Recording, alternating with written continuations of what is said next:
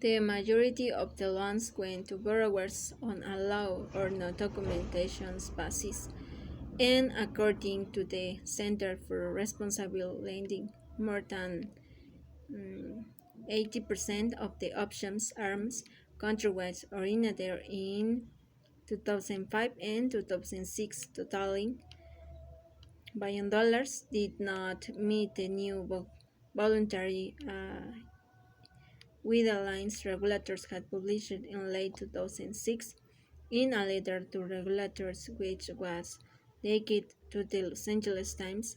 Counterweight admitted that it often judged whether borrowers could qualify for a loan based on the teaser rate, not the full rate, and that in the fourth quarter of 2006, about 60% of counterweights adjustable rates borrowers would not have qualified on the higher rate.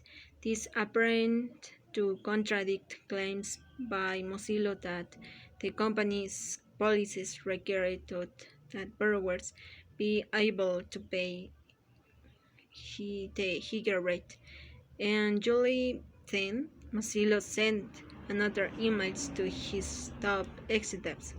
If I am reading these numbers correctly, he wrote, it appears to me that the loans pay options with next have a higher delinquency than our standard book of business. If this is the case, this is quite alarming because of the very long payment requirements of a new loan.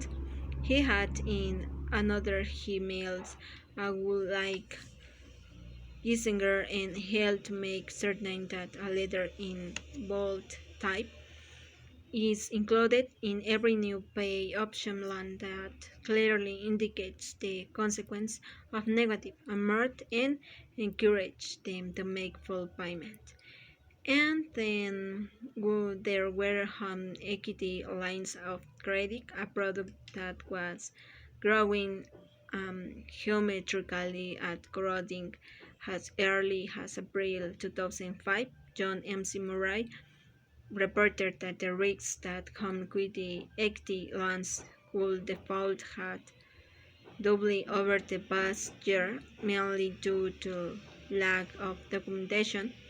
That warning did nothing to slow the growth nor tame the risk. Counterweights would later admit that a big chunk of its home equity lines resulted in the homeowner having debt that was close to 2% of the value of the property. Back in the fall of 2006, Will Sample in charge and counterweights market share hovering at just about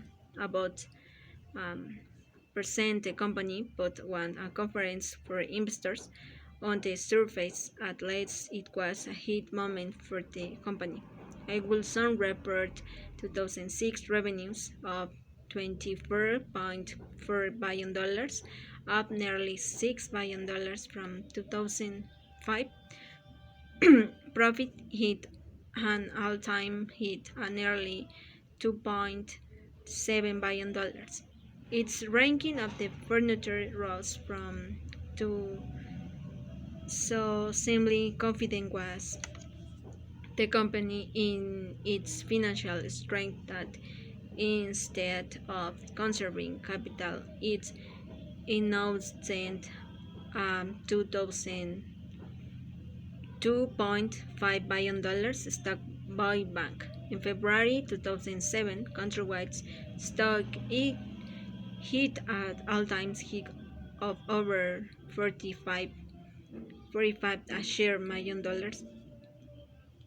What few a Countrywide seemed to understand was that it wasn't just Countrywide consumers who were assuming a great deal of a risk, so was the company itself. Like other mortgage originators, Countrywide kept the riskiest piece of a securitizations, the residuals, on its own balance sheet. Portland's policy had been to pre-sale subprime loans. The argument began that if you couldn't sell the raw things, then you shouldn't make the loan. But a former executive said the change. Another former executive recalls arguing to Drew Giesinger that these assets were risk and that the value at which Countrywide was booking them was inflated. Giesinger disagreed. These were hit quality assets, he said, but that's if everyone pays.